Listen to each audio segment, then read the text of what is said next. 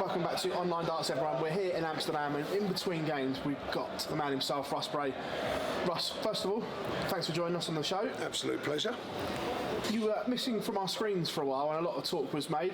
Obviously, I know you put it on social media, hip operation. Yep. First of all, how are you feeling? How's recovery gone? Absolutely amazing.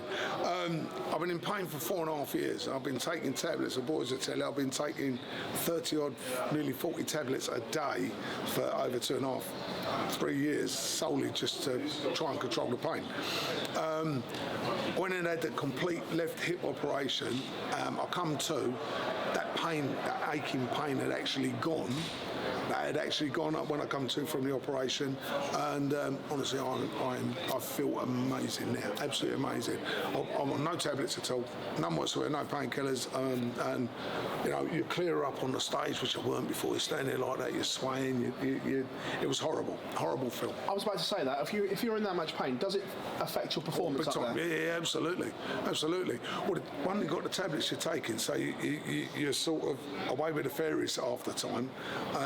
You're trying to concentrate on the game, and you know, that's when you get mistakes. A lot of mistakes are made and things like that. I'm not making excuses for that, but it's something that certainly has affected me over the last 3 years. That's for sure. What's the things the public and the fans won't know is the thing they're like, "Oh, Russ has made a few mistakes." That's it, yeah. But there's obviously a reason. Exactly. There was, in that sense, you know, a couple of times I said to the boys behind, just keep an eye for us, mate, because you know you sort of, just a weird feeling. It's horrible feeling. Did it get to the point where you just had to have the operation? You couldn't put it off any longer? Absolutely. That's exactly what happened. I had to have the operation, and going and getting it done. Oh dear. I mean, it's an absolute new lease of life. That's obviously great, because we know you're a keen golfer, and and has your golf improved since the op? Well, I'm actually an inch taller. I've gone an inch taller because exaggerated, my left leg was shorter than the right, and what he's done is actually squared all the hips up, squared the leg up, and it's again, that's a weird getting used to that, your brain getting used to that. But the golf, you can swing through now, which I couldn't do before. It's all arms now I can swing through, and like yourself, you're having lessons now. I mean, I had the lessons, and now I can do what the pro tells me to do. What's it like sat at home watching the darts, obviously, because that's probably the most time that you've had off in your whole career? Yeah, definitely. It was. You want to be there, of course you do. It's your work. Not only that, I know we've been in COVID for 18 months, 2 years now, but to be there with the crowds back and all the rest of Copenhagen looked absolutely amazing, which I was meant to be doing, which I couldn't do, obviously, because of the op.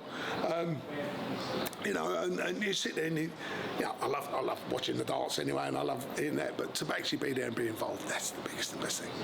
We know that you're a massive on the Asian tour, that you go and do a lot of refereeing over there. Yep. I'm guessing next year that you're looking forward to getting back to that as well, because the PDC have missed the Asian tour as well. Yes, well, Asian tour and Australia, and I'm still in contact with the boys out in Australia, obviously. I mean, I go out there 3-4 times a year, which is great to do various tournaments that they've got out there. My next trip out to Australia will be my 35th, so I mean that's amazing in itself. Asian tour, absolutely adore it. Go and see all the different people out there.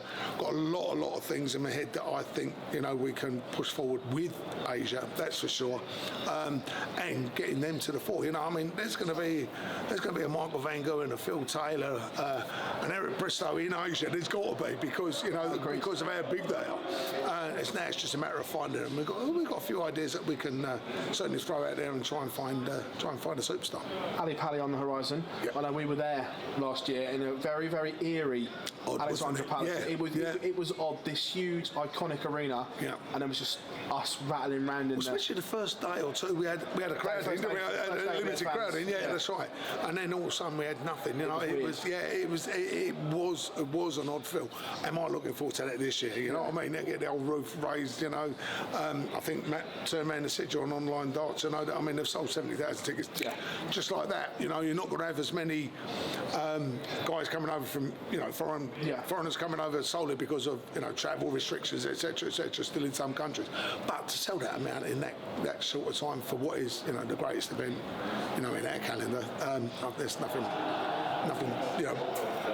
bar been brilliant. Russ, absolute pleasure, Nick. Glad that you're on the mend, and thanks very much for stopping and talking to us, mate. Phil, it's a pleasure. Thanks for asking us, mate. I appreciate it.